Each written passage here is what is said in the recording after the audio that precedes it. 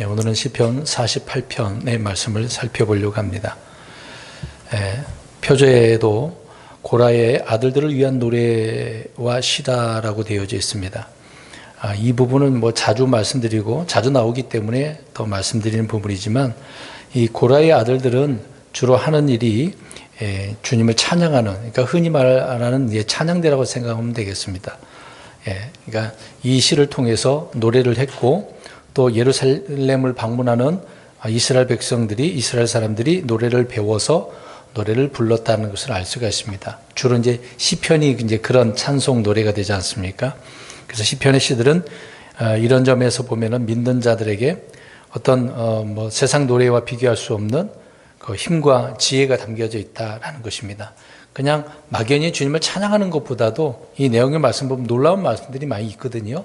예언적인 부분이 많이 있었고, 또 우리 예수님에 대한 말씀들이 대부분이기 때문에 그런 면에 있어서 이제 노래 부르거나 찬송하거나 또 이 시를 읊을 때에 힘과 지혜가 된다라는 것을 알 수가 있습니다. 그래서 시편을 많이 읽는 게 좋을 것 같아요. 신약 성서도 성경에 있는 말씀들을 많이 읽는 것도 중요하지만 시편도 잠언도 중요한 부분이기 때문에 많이 읽는 게 좋습니다. 근데 오늘 이제 48편의 핵심된 그 단어를 꼬집는다라고 한다면 하나님의 도시가 나옵니다. 이제 시온산 하나님의 도시. 이 땅에도 있고 하늘에도 있다라는 것을 우리가 다 잘 알고 있죠. 이 땅에만 있는 게 아니다. 이제 두 가지를 이야기하는데 그 부분은 잠시 후에 말씀드리기로 하고요. 근데 문제는 이게 이제 오해된 부분이 있습니다. 특히 개신교 장로교에서는 하나님의 도성이라고 하는 이제 아우구스티누스라고 하는 이제 어거스틴이라고 하죠. 이 사람이 신의 도성이라는, 하나님의 도성이라는 책을 서술을 했습니다. 무려 14년간 22권의 책으로, 물론 지금 한 권으로 나와져 있는 부분도 있습니다만은, 이제 이 아우구스티누스가 이 하나님의 도성 그러면은 그 도성, 이 도시가 어디냐라고 할 때, 이제 이 어거스틴은 가톨릭 사람이거든요. 교부, 신부라고 할 수 있습니다. 교부거든요. 그러니까 이 사람이 하나님의 도시 그러면은 어디겠습니까? 주로 가톨릭의 본부라고 생각한다면 로마, 바티칸, 이제 로마라고 볼 수 있겠죠. 그러니까 이 아우구스티누스는 로마가 하나님의 도시다, 신의 도성이다라고 해서 그런 글을 쓴 거거든요. 그것을 이제 장로교에서 받아들여 가지고 굉장히 부각시켜서 좋은 책이다라고 마땅히 신학생들이 읽어야 되는 도서 목록에 들어가 있습니다. 저 역시 신학생 들어갔을 때 3학년 때인가 물론 여러 목사님들 강조를 했던 부분이고, 철학을 가르쳤던 그분도 이 책을 굉장히 평가를 높이 하고 있더라고요. 근데 그게 좋은 것은 아니었다. 그 당시에는 그런가 보다라고 생각을 했지만, 나중에 킹제임스 성경을 통해서 이 하나님의 도시가 어딘가라는 것을 알게 될 때는 아무것도 아니었더라고요, 보니까. 아무튼 이 아우구스티누스는요, 가톨릭에서 성인이라고 취급받는 사람이었습니다. 성자로 추앙받는, 어떻게 보면 그들의 이제 신학자였거든요. 그래서 굉장히 위대한 사람으로 부각되고 있지만, 사실상 성경적으로 우리가 깊게 살펴보면은 성경에 대해서 너무 몰랐다라는 것을 알 수가 있습니다. 이런 사람을 장로교에서는 굉장히 위대한 신학자라고 받아들이고 있는 게 좀 안타까운 부분인 거죠. 근데 왜 이것이 잘못됐냐라고 할 때, 성경이 말하는 이 하나님의 도시는 로마가 아니라 예루살렘이다라고 이야기합니다. 근데 그것이 오늘 두 가지로 이야기할 때 어디라고 그랬어요? 하늘에 있는 예루살렘 도시 시온산을 이야기하지만, 또 하나는 땅에 있는 예루살렘 시온산을 이야기하고 있다. 그거를 우리는 성경을 보면 정확히 알 수가 있는 거죠. 그래서 성경에 두 개의 예루살렘이 나옵니다. 흔히 또 바벨론도 두 개의 바벨론을 그렇게 표현한 부분도 있거든요. 항상 마귀는 성경에 있는 부분 하나님을 모방하기 때문에 자기 나름대로 그 도시를 세우겠죠. 아무튼 하나님께서도 이 예루살렘을 두 가지로 이야기하는데, 이 땅은 주로 모형이라고 생각하면 됩니다. 실체는 저 하늘에 있는 것이죠. 그래서 땅의 예루살렘과 하늘의 예루살렘을 말하고 있다. 이 부분을 잠깐 우리가 짚어보고 넘어간다면, 사무엘하 10장 12절에 보시게 되어지면 이렇게 말씀하고 있습니다. 크게 용기를 내라. 우리가 우리 백성과 우리 하나님의 도시들을 위하여 남자답게 행하자. 주께서 보시기에 선한 일을 행하시기에 원하노라 라고 이야기합니다. 그러니까 다윗이 암몬 자손과 이제 싸우도록 요압과 군대를 보냈거든요. 그때 이제 요압과 아비새가 이 말을 금방 읽은 구절 있잖아요. 하나님의 도시 그렇게 표현을 했습니다. 그때 그들은 하나님의 도시가 어디라고 한 거죠? 금방 앞에서 말씀드린 것처럼 땅에 있는 예루살렘 그 도시를 이야기하고 있었다라는 거죠. 이스라엘 백성들이 외적의 침입을 받았을 때 이스라엘은 그들이 사는 도시를 하나님의 도시들이다라고 그들 스스로가 말을 하고 표현을 했다는 얘기죠. 이제 이것만 봐도 어거스틴이 저 예루살렘이라고 할 수도 있는 거잖아요. 근데 로마라고 해버렸으니까 이제 자기의 힘에 의해서 이 하나님의 나라를 세우려고 하는 것이 어거스틴의 그 뜻이었거든요. 근데 하나님의 도시는 누가 세우는 겁니까? 하나님이 세우는 거죠. 사람의 힘으로 될 수 있는 게 아닌 것이거든요. 아무튼 하나님의 도시라고 오늘 시편 48편에 이렇게 말씀을 하고 있습니다. 또 하늘에 있는 새 예루살렘은 히브리서 12장 22절에 나와 있는데 그러나 너희는 시온산과 살아계신 하나님의 도시 곧 하늘에 있는 예루살렘과 라고 히브리서 기자가 그렇게 표현하고 있죠. 이것만 봐도 또 예루살렘이 하늘에도 있구나 라는 것을 정확히 알 수가 있는 것이죠. 이런 말씀들을 왜 간과했는지를 모르겠습니다. 또 계시록 3장 12절에도 거기에 보면은 하나님으로부터 내려오는 새 예루살렘이라고 표현하고 있는 거죠. 근데 나중에 우리들이 이 새 예루살렘에서 어떻게 합니까? 영원 무궁토록 살게 되는 도시죠. 우리는 이것이 앞으로 주어지게 되기 때문에 지금 이 땅에 살아가고 있는 집 같은 환경 같은 것을 바라보고 또 소망할 필요는 없는 것입니다. 그래서 이 부분은 이제 계시록 21장 10절에서 27절에 아주 자세하게 기록되어져 있는데 그 새 예루살렘에서 그 내용을 살펴보면은 거기는 아무나 들어가는 게 아니잖아요. 구원받은 자들만, 특히 이제 교회, 주님을 믿는 몸된 교회라고 할 수 있지 않습니까? 이런 사람들이 들어가는 겁니다. 다른 민족 들어갈 수도 없어요. 그리고 그 도시는 결코 문들이 닫혀지지 않아요. 열려져 있어요, 항상. 그리고 주님이 이제 해가 없고 주님이 해같이 비춰주는 분이라고 하잖아요. 수정같이 맑다고 하고 보석 같고 벽옥 같고 12 진주문이 있고 12 천사가 또 문들이 있고 엄청난 아름다운 그런 곳임을 말하고 있는 것입니다. 그래서 하늘에 예루살렘이 있고 땅에도 있다. 잠깐 그렇게 말씀을 우리가 이해를 했으면 좋을 것 같아서 말씀드렸습니다. 그러면 이제 48편 1절부터 14절까지 한 절씩 우리가 본문에 있는 말씀의 의미를 살펴보려고 합니다. 1절, 주께서는 위대하시니 너희는 우리 하나님의 도시 곧 그분의 거룩함의 산에서 그분을 크게 찬양할지어다. 여기서는 이제 주께서는 위대하시니, 그전에는 이제 크다라고 되어져 있고 great라고 하는 단어인데 위대하다, 크다 이제 그런 부분입니다. 그러니까 하나님께서는 모든 것보다 크고 위대하신 분이다라고 이제 이야기하고 있는 거죠. 어떤 세상보다 마음보다 크고 사람보다 크고 모든 것보다 크다라고 성경 여러 군데에서 하나님에 대해서 이렇게 말씀을 하고 있는 겁니다. 그러니까 하나님보다 큰 자가 있습니까? 큰 것이 있습니까? 없다라고 말씀을 하고 있는 거죠. 이 세상에 어떤 신과 비교할 수도 없는 것이지만 하나님은 모든 것에 큰 분이다, 위대하신 분이다 라고 말씀을 하고 있습니다. 예레미야 10장 6절에도 하나님은 지혜가 크시고 권능이 크시고 명철이 크시고 위엄과 아름다움이 크다, 위대하다, 선함이 위대하고 인자하심이 긍휼이 크다라고 이야기합니다. 그러니까 하나님은 이렇게 다 크니까 다른 자에게 갈 필요가 있습니까? 그래서 우리는 하나님께만 가면 되는 거예요. 사랑도 크고 긍휼도 크고 우리 이 사람들과의 그 긍휼 큽니까? 내가 봐준 만큼은 봐주겠지만 불쌍히 여겨줄 만큼은 불쌍히 여겨주겠지만 하나님은 하나님 앞에 나오기만 하면 다 받아주시잖아요. 얼마나 크신 분이겠습니까? 계속해서 1절 보면 너희는 우리 하나님의 도시 곧 그분의 거룩함의 산에서 그분을 크게 찬양할지어다 라고 이야기합니다. 그러니까 하나님의 도시 그러면 지금 여기는 말씀드린 것처럼 어디다? 예루살렘이다. 근데 이제 또 이 거룩함의 산은 이제 시온산을 말하고 있는 건데 이스라엘 입장에서는 땅에서 하나님을 어떻게 합니까? 예루살렘으로 가서 주의 성전으로 가가지고 어떻게 합니까? 오늘 1절 말씀처럼 무엇을 해야 되는 거죠? 찬양, 경배하는 곳이잖아요. 경배의 장소, 찬송의 장소, 기도의 장소가 바로 이 예루살렘 시온산을 이야기하고 있는 것이다. 이제 솔로몬 그때 이제 모리아산 아닙니까? 그곳에서 주님을 섬기는 거다. 이제 하늘이 있다면 하늘에서 주의 백성들이 모여서 주님을 찬양하는 곳이 되겠죠. 아무튼 이 땅의 예루살렘은 지금 다 없어진 것 아닙니까? 이제 그래서 지금의 유대인들은 통곡의 벽에서 빨리 이 성전이 세워지기를 바랄 뿐인 거죠. 그러나 이제 곧 다시 건축되어지게 될 것입니다. 그래서 그때 물론 이제 적그리스도 성전 말고 이제 천년왕국에서 에스겔 성전이 세워짐으로 말미암아 하나님을 경배하고 찬양하게 된다라는 것을 알 수가 있습니다. 그래서 하나님은 크시고 위대하신 분이고 이 거룩함의 산 하나님의 도시라고 하는 예루살렘에서 무엇을 하는 거다? 찬양하고 경배하고 기도하는 곳이다. 2절 보겠습니다. 시온산은 아름답게 위치하여 온 땅의 기쁨이 되나니 곧 북쪽의 연면들에 있는 위대한 왕의 도시로다.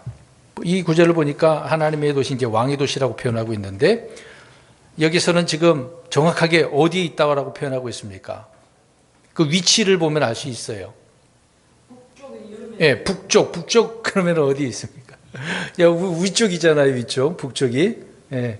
이제 북쪽에 있는데 그 옆면들이라고 표현하고 있네. 아무튼 그 위치는 저 위의 방향이다라고 말을 하고 있는 것입니다. 이것만 봐도 정확히 우리가 알 수가 있는 것이죠. 이제 북쪽이라는 얘기죠. 그럼 이 땅의 시온산은 어디에 있습니까? 예루살렘은 시온산의 동쪽에 있는 거잖아요. 그렇죠? 근데 하나님의 그 도시 예루살렘 동쪽 북쪽이라고 표현하고 있습니다. 이 부분을 우리가 정확히 이해를 하면 좋을 것 같네요. 근데 이 말씀은요, 이사야 14장 13절 말씀과 연관돼서 우리가 보시면 더 이해할 수가 있습니다. 제가 그냥 읽을게요.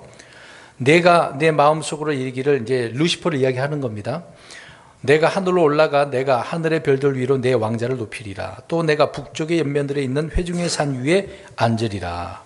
이게 루시퍼가 누구 자리에 앉고 싶은 거예요. 근데 거기 어디에 있다고 그랬어요? 북쪽의 연면들이라고. 저 위에, 이 땅에 있는 게 아니라는 얘기죠.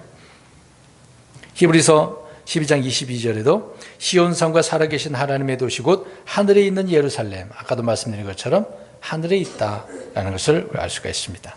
이 부분에 대해서 성경이 여기저기 이렇게 말씀하고 있기 때문에, 명백하게 말하고 있기 때문에 더 설명할 필요가 없겠죠. 아무튼 하나님께서는 그 도시에서, 이게 사실 하늘에 도시가 몇 개 있는지 모릅니다. 근데 성경에 이제 새 예루살렘 도시만 말씀하고 있으니까 그곳에서 우리가 앞으로 영원히 주님을 섬기게 되겠죠. 물론 믿음의 사람들은 이곳에서 주님을 찬양하는 것이다 라는 것을 알 수 있습니다. 3절 보겠습니다. 하나님은 그녀의 궁궐들에서 피난처로 알려지셨도다. 여기 보니까 하나님은 그녀의 궁궐들에서라고 이야기하고 있네요. 궁궐들이라고 하는 것은 또 뭐냐, 또 그녀라고 하는 것은 뭐냐, 이게 또 인칭, 지시대명사, 이렇게 인칭대명사처럼 뭔가 가르치고 있는 거잖아요. 여기는 보니까 이제 그녀의라고 되어져 있을 때 이걸 그대로 우리가 좀 자연스럽게 표현한다면 그곳의 궁궐들이라고 해야 좀 편할 수도 있을 것입니다. 근데 성경은 굳이 그녀라고 표현을 하고 있네요. 어떤 도시나 민족이나 어떤 지명 등을 여성 명사, 영어로는 그러는 거죠. 여성 명사로 이렇게 받다 보니까 그녀가, 그녀의 이런 식으로 한국말로는 번역이 되어져 있습니다. 그러니까 여자와 관련이 있다는 거예요? 지금 없다는 이야기잖아요. 좀 어색하게 한국말로는 그럴 수도 있겠습니다만은, 그러니까 도시, 민족, 지명 등을 이야기할 때 영어는 여성 명사라고 표현하고 있습니다. 특히 이제 짐승도 암컷 같은 경우에는 허라고 되어져 있어요. 여성 명사로. 이제 수컷이면은 또 다르겠죠. 히즈로 되어져 있겠죠. 아무튼 이런 면이 있어서 이제 그녀의 궁궐이라고 표현하고 있다. 바벨론도 그녀의 죄들이라고 이제 그녀라고 표현하고 있는 거거든요. 그래서 하늘에 있는 도시, 이 예루살렘을 지금 말하고 있는 표현을 그녀, 궁궐들이라고 이야기합니다. 새 예루살렘 도시, 시온산, 그것을 표현할 때 그녀, 궁궐들이라고 한다라는 것입니다. 이 부분은 어렵지 않죠. 네. 또 요한복음 14장에도 보면은 예수님께서 말씀하신 부분이 있는데, 이제 올라가시면서 무엇을 마련해 놓은다 그랬어요? 거처. 집. 그러니까 영어 성경에는 맨션이라고 이야기하잖아요. 우리가 앞으로 살 곳이 저택이죠. 저택. 한국말로 표현한다면. 그러니까 새 예루살렘 그 도시 안에 우리의 저택이 있는 걸 믿는 자들의. 그 저택은 우리나라에서 비싼 잠실의 시그니처인가요? 100억짜리, 200억짜리 그거하고 비교할 수 없죠. 최고 싼 게 40억, 50억이라고 하는데 돈 주고도 못 사는 거죠. 우리 이 저택은 어떻게 하면 우리가 가서 거주할 수 있습니까? 예수님 믿기만 하면 되는 거죠.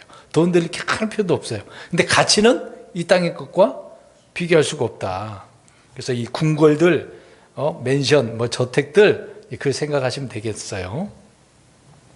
그러니까 왕이신 우리 주님이 이제 또 우리의 신랑 되시지만 우리는 신부가 되고 또 하나님의 아들이라고 하는 저와 여러분들이 살 곳이 이런 왕궁들이다. 새 예루살렘 도시 저택이다라고 표현하고 있는 것입니다. 그리고 또 이곳을 뭐라고 이야기하고 있습니까? 피난처라고 이야기하네요. 피난처. 왜 그럴까요? 왜 피난처라는 단어가 나올까? 지금 셀라가 나왔으니까. 셀라는 항상 어디를 이야기하고 있어요? 대환란 때, 마지막 때. 근데 그러면 이런 환란을 우리가 거칩니까? 안 거치죠. 그러니까 이런 면에서 우리는 우리의 이 땅에는 심판 재앙이 있을 때 우리에게는 어떻습니까? 새 예루살렘 도시가 하늘이 우리의 피난처가 된다라고 말씀을 하고 있는 것입니다. 그래서 이곳을 피난처다라고 3절 말씀에 언급을 하고 있는 거죠. 어렵지 않는 내용의 말씀입니다. 4절 보라 왕들이 모여 함께 지나가다가 이렇게 표현합니다. 갑자기 이제 1절부터 3절 같은 경우에는 하늘에 있는 예루살렘 시온산을 언급을 하면서 갑자기 이제 하늘이 아니라 어디 이야기하는 것 같아요? 땅 이야기합니다. 시점이 이제 바뀐 상황을 이야기하고 있습니다. 그래서 땅을 이야기하면서 이때는 이제 천년왕국이 아니라 대환란 때를 말하고 있는 것이죠. 그래서 4절 보시면 왕들이 모여 함께 지나가. 왕들이 왜 모였겠어요? 우리가 공부한 대로. 왕들이 왜 모입니까? 아마겟돈 전쟁에서. 이들이 뭔가 주님과 하나님을 대적하기 위해서 모여드는 거잖아요. 그래서 땅의 왕들이 일어서며 치리자들이 함께 모여 주와 그분의 그리스도를 대적하는도다. 이렇게 얘기합니다. 사도행전 4장 26절에 이야기하고 있습니다. 이때는 대환란 때의 일을 이야기하고 있는 거죠. 우리가 시편 2편의 말씀을 살펴보았습니다마는 그때도 이렇게 말씀을 하고 있는 것입니다. 그래서 또한 계시록 19장 19절에도 나오는데 왕들이 함께 모여서 주님을 대적하기 위한 것이다. 근데 그렇게 대적하러 나왔지만 우리 주님을 이길 수 있어요, 없어요? 못 이겨요. 그래서 모여 함께 지나가다가 지나간 곳이 어디겠습니까? 유프라데스 강이겠죠. 근데 그 강이 말라요, 안 말라요? 나중에 말라요. 왜 마릅니까? 동쪽의 왕들이 들어오기 위한 그 길이 예비됐다라고 계시록 16장 6절에 2절에 말씀, 12절에 말씀하고 있잖아요. 왕들이 와야 돼. 왜 오면 어떻게 되는 거예요? 대적하러 온다 할지라도 망하게 죽기 위해서 그들은 달려오는 거죠. 우리 주님의 입장에서 보면은. 그래서 그들이 이렇게 나온다. 그래서 2절, 이제 1절부터 3절 같은 경우에는 하늘에 있는 시온산 예루살렘을 이야기하다가 4절에는 땅에 내려와서 이제 앞에 있는 일들을 말씀하고 있다. 그래서 이 왕들이 주님을 대적하기 위해서 모였다. 그 얘기를 하고 있습니다. 5절, 그것을 보고는 이제 왕들이 보고 뭘 보았냐 이 말이죠. 이에 놀라며 근심하고 서둘러 사라졌도다. 왕들이 주님을 대적하러 모였는데 뭘 봤어요? 주님께서 행하신, 그러니까 우리 주님도 보고 주님의 군대가 내려오잖아요. 이들을 무찌르려고. 이것을 보고 놀래 자빠진 거죠. 주님의 영광이 엄청나고 주님의 공덕이 막 드러나는 그런 시점이니까 얼마나 두렵겠습니까? 보고 놀라니까 막 근심이 생긴 거예요. 5절 잘 보세요.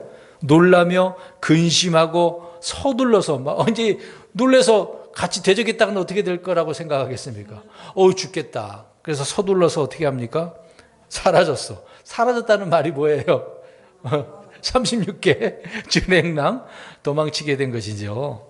그러니까 도망치고 숨었다는 얘기예요. 어디로 도망쳤을까요? 산들로 갔겠죠. 계시록 6장 15절과 16절에 나옵니다. 땅의 왕들과 위대한 자들과 부자들과 총대장들과 용사들과 모든 남자 노예와 모든 자유로운 남자가 동굴과 산들의 바위들 속에 숨고 이렇게 나옵니다.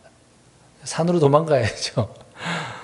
그냥 벌판에 있다가 들판에 있다가 그냥 다 드러나지 않겠습니까? 얼마나 무서우니까 숨겠습니까? 그래서 이들이 주님의 어린 양의 그 진노를 봄으로 인해서 놀랐고 근심했고 사라져버렸다라고 이야기합니다. 그러니까 주님의 진노에서 피할 길이 있습니까? 없죠. 그러니까 지금 빨리 예수님 믿어야 돼요. 나중에는 소용없습니다. 그때는 도망 다니다가도 다 죽어요. 이들은. 6절을 보겠습니다. 두려움이 거기서 그들을 사로잡았으며 해산하는 여인의 고통 같은 고통이 사로잡았도다. 그러니까 이들에게 지금 두려움이 온 거죠. 주님의 그 위엄과 권능과 심판의 그 재앙들을 보게 되어지니까 그들이 얼마나 두려웠는지를 말해주겠습니다. 그러니까 그 상황에 공포가 일어나잖아요. 저 어제인가요?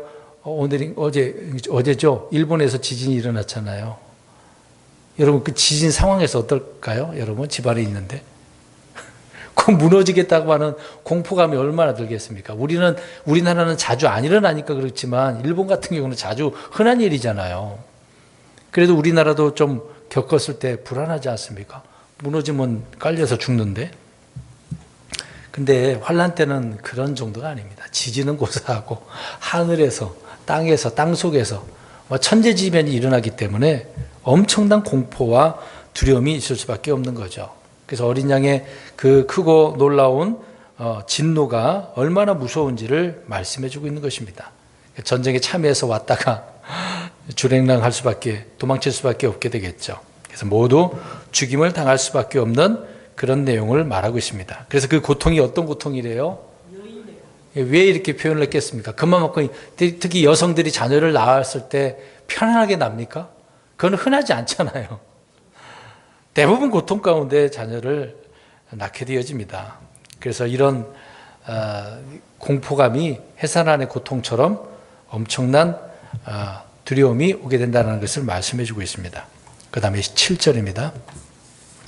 주께서 동풍으로 다시스의 배들을 부수시나이다. 이들이 이제 어떤 주님의 진노하심에 죽게 되어지는데 이들을 어떻게 죽이시는지를 부수시는지를 말씀해 주고 있죠. 근데 여기에 이제 다시스의 배들이라고 표현하고 있네요. 다시스. 흔히 말하죠. 왜 배들 이야기하고 있는지를 아셔야 돼요. 배. 주로 배가 하는 일이 뭡니까? 운송? 네. 그냥 사람만 태우는 것보다도 상품, 무역이잖아요. 그걸 생각하시면 좋을 것 같아요. 그래서 이것은 에스겔서 27장, 28장에 두로에 대해서 나오거든요. 두로가 얼마나 무역을 했는지를 설명을 해주고 있습니다. 그래서 27장 25절을 보니까 다시스의 배들이 내 시장에서 너에 대해 노래하였으며 너는 충만히 채워져서 바다의 한가운데서 심히 영화롭게 되었도다. 배를 통해서 부를 축적했다라고 말하고 있는 거죠. 그래서 온 세상에 이런 상품을 사고 파는 그런 배들이다. 성경에 자주 다시스의 배들 나옵니다. 그러니까 이스라엘 백성들이 무역을 이 다시스로 가는 배를 통해서 많이 했거든요.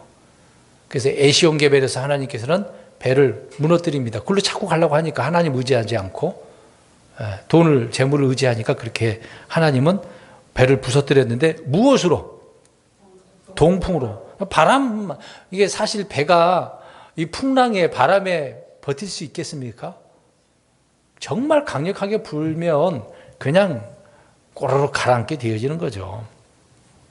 그래서 에스겔서 27장 26절에 너의 노 젓는 자들이 너를 큰 물로 데려갔으며 동풍이 바다의 한가운데서 너를 부수었도다 라고 이야기합니다. 하나님은 자연 만물을 자유롭게 사용하시는 분입니다. 바람도 창고가 있어서 우박도 창고가 있어서 하나님은 끄집어내가지고 그렇게 사용하시면 어느 누가 그걸 버틸 수 있겠습니까? 그래서 다시스의 배들이 부수어졌다라고 하는 것은 무역선들이 다 파선하게 됐다라고 말을 하고 있는 것입니다. 그래서 대환란 때에 이런 두로가 하나님께서 부수는 그 장면을 설명을 하고 있는 거죠. 이 두로의 왕은 적그리스도라고 설명을 하고 있는 겁니다. 이 내용은 이제 에스겔서 28장 2절에 나옵니다. 굳이 이 부분에 대해서는 찾지는 않겠습니다. 이미 다 알고 있는 내용이기 때문에 그만큼 이 두로가 어떤 자인지 또 그 나라가 어떤 나라인지 또 이 왕들을 통해서 여러 가지 설명을 하고 있지만 이들은 파괴될 수밖에 없다라는 것을 알 수 있습니다. 8절입니다. 우리가 들은 바와 같이 그렇게 우리가 군대들의 주의 도시 곧 우리 하나님의 도시 안에서 보았나니 하나님께서 그것을 영원히 굳게 세우시리로다. 셀라. 우리가 들은 바와 같이라고 되어져 있네요. 그러면 지금 이 시편을 쓸 때도 그렇겠지만 이스라엘 백성들이 주로 주님의 말씀들을 주께서 하시는 일들을 어떻게 듣습니까? 지금 읽었다라고 하는 게 아니라 들었다고 합니다. 누구한테 들었겠어요? 그렇죠. 대언자들, 조상들, 장막 안에서 아비가 자녀들에게 말씀을 알려주잖아요. 하나님은 예전에 이렇게 이런 일을 하셨다. 그래서 그들은 나중에 그 말을 듣고 기억하고 말을 하잖아요. 우리가 알다시피 기드온도 주께서 부르실 때 그 이야기를 쭉 하나님 앞에 얘기하는 경우도 있었지 않습니까? 신약적인 입장에서는 회당에서 들었겠죠. 신약의 사도들에게 지금 저와 여러분들은 성경에 기록된 말씀들을 통해서 하나님이 어떤 일을 하셨는지를 이제 보고 듣고 또 계속해서 우리가 알 수 있는 것입니다. 그래서 하나님의 말씀을 들은 대로다라고 이야기를 하고 있는 것이 금방 우리가 들은 바와 같다라고 이야기합니다. 그 다음에 그렇게 우리가 군대들의 주의 도시 곧 우리 하나님의 도시 안에서 보았도다라고 이야기합니다. 그러니까 여기는 앞에서 말하는 하늘의 예루살렘이 아니라 지금 어디예요? 땅에 있는 예루살렘을 이야기하고 있죠. 그러니까 주님께서 재림하셔서 땅에다가 왕국을 세우셨고 또 왕자를 놓으신 그 주의 도시, 왕의 도시, 그건 예루살렘 이야기하고 있는 것입니다. 이것을 듣고 보았다라고 이야기하고 있는 거죠. 이제 그때는 이제 주님의 오심은 모든 사람들이 눈으로 다 보게 되어지는 것이니까 희한하죠. 주님 오시는데 저 지구 반대편에 있는 사람도 다 알 수가 있어요. 주님은 입체적으로도 그런 4차원, 5차원 그 뛰어넘는 분 아닙니까? 모든 사람이 다 본다. 그래서 욥이 내가 내 눈이 주를 보나이다 라는 표현도 하고 있지 않습니까?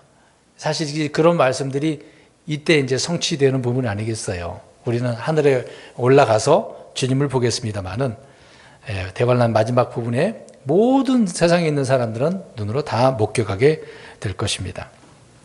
그래서 8절 그 부분에 보니까 하나님께서 그것을 영원히 어떻게 하신대요? 세우신다.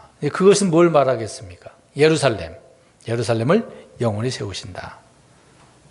이제 그때는 이제 지금의 예루살렘은 이스라엘은 분쟁이 하잖아요. 늘 전쟁이 있잖아요.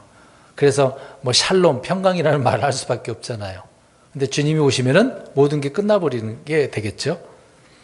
그때는 얼마나 아름다운 때가 되는지를 알 수가 있습니다. 그래서 이때는 셀라라고 표현했기 때문에 재림 때를 의미하고 있다. 9절입니다. 오 하나님여 우리가 주의 성전 한가운데서 주의 인자하심을 생각하였나이다. 이들이 생각하고 깊이 또 생각한 그 부분이 뭐겠습니까? 어디에서? 주의 성전에서 주님의 무엇을? 인자하심을. 그러니까 이제 인자하심이라고 되어져 있습니다만은 영어로 이제 직역을 해서 표현한다면 주님의 친절한 사랑이라고 해요. kindness, love 이렇게 charity 이제 그런 표현이 되거든요. 잘 보시면 영어로 우리가 보면 정확히 잘 알 수가 있습니다. 이제 구절을 한번 잘 또 한번 보세요. 그래서 loving kindness라고 영어 성경이 되어 있거든요. 그러니까 친절한 사랑 그 부분이죠. 그만큼 하나님께서는 친히 이런 사랑을 보여주신 분 아닙니까? 저와 여러분들을 위해서는 십자가에서 친히 행하시고 보여주셨잖아요. 이런 주님의 은혜와 사랑이 인자하심이 1절로 표현한다면 위대하고 크다라고 이야기를 하고 있는 것입니다. 하나님은 이런 분이기 때문에 주님께로 가야 되는 것이죠. 이 부분에 대해서 깊이 생각하라고 이야기하고 있습니다. 그냥 대충 듣고 넘어가는 게 아니라 늘 이런 말씀들을 생각하고 묵상을 해야 되지 않겠습니까? 10절입니다. 오 하나님이여 주의 이름에 합당하게 주에 대한 찬양도 땅끝까지 일어나니 주의 오른손에는 의가 가득 있나이다. 주의 이름 그러면은 누구를 떠올라야 되겠습니까? 우리 예수 그리스도의 이름이 되겠죠? 그 이름을 우리 주님께만 주어진 이름 아닙니까? 예수라는 이름이요. 그 예수님의 이름은 구원자 하나님의 이름이라는 것을 알 수가 있습니다. 그래서 그 예수님의 이름으로 우리는 구원받고 예수님의 이름으로 침례도 받고 예수님 때문에 그 이름으로 우리는 영원한 생명을 얻게 되어지는 것이죠. 이 말은 그냥 말한 게 아니라 요한복음 20장 31절에 기록을 하고 있습니다. 이렇게 표현합니다. 이것들을 기록하면 예수님께서 하나님의 아들 그리스도이심을 너희가 믿게 하려 하며 또 믿고 그분의 이름을 통해 생명을 얻게 하려 함이니라. 그 주님의 이름이 얼마나 놀라워요. 주의 이름이 구원이고 생명이고 평강이고 주의 이름을 부르는 분들이 되어야 됩니다. 그냥 필요할 때만 부르지 마시고 그 이름의 뜻을 생각하시면서 우리 주님을 높여야 되겠죠. 또 우리는 이 이름을 말해야 돼요. 선포를 해야 돼요. 예수님의 이름이 어떤 그 의미를 담고 있는지를 친히 선포를 해야 돼요. 나 혼자만 아는 이름은 아니란 얘기죠. 그래서 그 이름으로 많은 사람들이 씻기고 구별되어져서 의롭게 되어지기를 우리는 선포해야 될 의무가 있는 것입니다. 그래서 우리는 다른 사람들에게 복음을 선포하는 사람들이 되어야 되는 거죠. 그리고 10절에 보니까 계속해서 주에 대한 찬양도 땅끝까지 이르나니라고 되어져 있네요. 모든 창조물은 주님을 어떻게 해야 됩니까? 찬양해야 되는 거죠. 앞으로 하늘의 왕국 이 땅에 세워질 천년왕국에서도 성취될 일이 아니겠습니까? 네. 그러니까 이때는 앞으로 천년왕국 때는 다른 종교가 있을 수 없겠죠. 모든 사람들이 모든 민족들이 누구만을 섬기는 거예요? 천년 동안 주님만을 섬겨야 돼요. 다른 일을 볼 수가 없어요. 만약 그랬다가는 즉시로 어떻게 됩니까? 심판받겠죠. 네, 그래서 땅끝까지 이르나니라고 하는 것은 온 세상을 이야기하고 있는 겁니다. 온 세상이 그렇게 해야 된다. 10절 끝부분에 보니까 주의 오른손에는 의가 가득 있나이다 라고 이야기합니다. 이 말은 그래서 천년왕국 때 어떻게 무엇으로 통치하십니까? 의로. 네. 그래서 누가 왜 이렇게 하셨습니까? 라고 말할 수가 없다고 하잖아요. 주님은 철저히 의로운 통치. 지금의 통치는 의롭지가 않습니다. 항상 한쪽으로 치우친 거죠. 시민들이 이렇게 주장하면 또 그렇게, 민주주의는 그렇잖아요. 다수결의 원칙이기 때문에. 하나님은 그럴 필요가 없어요. 하나님께서 저와 여러분들에게 물어보십니까? 안 그래요. 자신이 하신 말씀대로 통치하시는 거죠. 그것이 의다.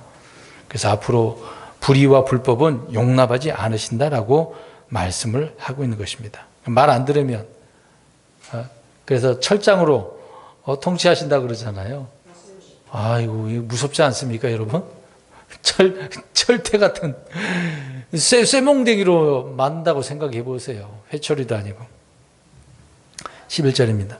주의 판단들의 공의로 인해 시온산은 기뻐하며 유다의 딸들은 즐거워할지어다. 자, 여기에서 말하는 시온산은 땅에 있는 시온산을 이야기합니다. 좀 왔다 갔다 하는 것처럼 보이죠? 또 유다의 딸들은 누구를 이야기할 것 같아요? 이스라엘 유대인들을 이야기하고 있는 것입니다. 그래서 이들은 이 땅에서 시온산에서 예루살렘에서 어떻게 해야 됩니까? 누구를? 주님을 기뻐하고 즐거워해야 된다라고 이야기하고 있습니다. 그런데 주님의 판단들의 공의로 인해서라고 이야기하고 있는 거죠. 그러니까 이것으로 인해서 기쁨과 즐거움의 근거가 바로 주의 심판들.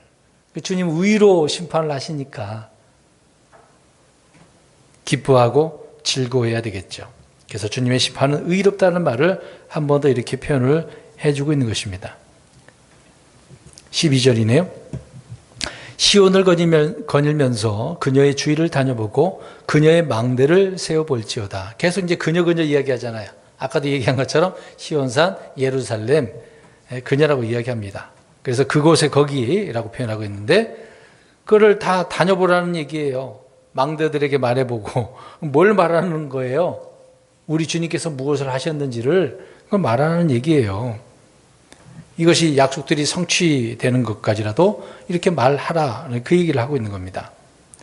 실제 역사적으로 침범을 당했을 때 예루살렘이 그 왕의 도시, 거룩한 거, 아름다운 거, 영화로운 그 하나님의 도시가 이것을 볼 때 사실상 얼마나 아름다웠었습니까? 근데 나중에 황폐하게 됐잖아요. 나중에 이제 주님께서 회복시켰을 때 그 예루살렘이 얼마나 아름다웠는지 막 감격해서 눈물을 흘리기도 하지 않습니까? 그런 부분에 있어서 아름다움에 대해서 찬송하고 기뻐하라라는 것을 알 수가 있습니다. 사실 우리가 이런 부분을 성경을 읽으면서 우리 주님이 정말 이렇게 놀라운 분이고 아름다운 분이구나. 앞으로 세워질 이 새 예루살렘, 또 이 땅에 세워질 이 하늘의 왕국 얼마나 아름답겠나 생각을, 우리는 또 생각하면서 상상도 할 수도 있잖아요. 그때 우리가 정말 감탄이 나오지 않겠습니까? 여기 고개를 들고 생각해 보세요. 상상해보면서 감탄한 적 없으신가요? 새 예루살렘만 생각해 보겠습니다. 아까 얘기한 것처럼 새 예루살렘 저택인데 길은 어떤 길이에요? 황금길, 생명수가 막 흐르기도 하고 열매가 맺히기도 하고 얼마나 아름답습니까? 이거 생각해 볼 때 막 기대가 되고 소망이 되고 이게 감탄이 나오지 않나요? 아닌가요? 이런 영적인 체험을 한번 생각해 보겠습니다. 정말 이런 기쁨을 소유한 믿음의 사람들이 돼야 되는데, 소망이 있다고 한다면 이제 그것이 없다고 생각해 보세요. 평생 교회를 다녔는데 이 주님의 말씀들을 통해서 확신이 생기고 기쁨이 넘치고 막 반응이 생겨야 되잖아요. 막 감각이 생기고 막 그런 영적인 체험을 하게 되어지면 가만히 있을 수 없지 않습니까? 근데 그렇지 못하는 분들이 있잖아요. 그런 것이 없다라고 한다면 이건 살아있는 믿음이라고 또 볼 수 없겠죠. 죽은 믿음이라고 야고보서 말하고 있는 것처럼 그렇게 표현할 수밖에 없는 것입니다. 그러니까 예를 들어서 이제 우리가 주의 첫날 일요일 날 모여서 찬송하잖아요. 기도하잖아요. 그때 막 찬송하는 막 기쁨이 넘쳐야 되는데 기쁨도 없어. 기도에 막 응답이 있어서 더 감사하고 확신이 생기고 더 기도하고 싶고 기도하고 싶고 막 그래야 되는데 응답도 없다고 생각해 보세요. 어떨까요? 힘이 빠지고 이건 죽은 믿음이죠. 그럴 때는 내가 믿음이 문제가 생기는 것이고 마음이 완악해졌거나 병들었거나 잠들었거나 다른 표현으로는 이제 죽은 거다라고 성경은 이야기하고 있는 겁니다. 육신은 살아있는데 영적인 부분에 뭔가 고장이 난 거죠. 그래서 우리는 늘 주님의 말씀에서 우리의 마음뿐만 아니라 생각까지라도 막 어떤 영이 흥분되고 어떤 희열을 느끼고 그렇게 영적인 그런 감동이 있어야 된다라는 것을 알 수가 있습니다.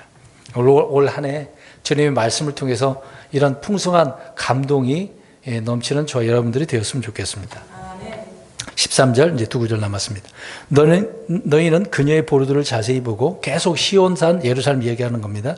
그녀의 궁궐들을 깊이 살펴보아 뒤따르는 세대에게 그것을 일러줄지어다. 계속해서 자세히 보고 깊이 살펴보면서 무엇을 하라고 이야기하고 있는 거예요? 누구에게 뭘 알려주래요? 다음 세대들에게 이런 것들을 예루살렘 하나님께서 하신 일들을 알려주래요. 일러주래요. 그래서 계속해서 믿음의 자손들을 만들어 나가는 것이죠.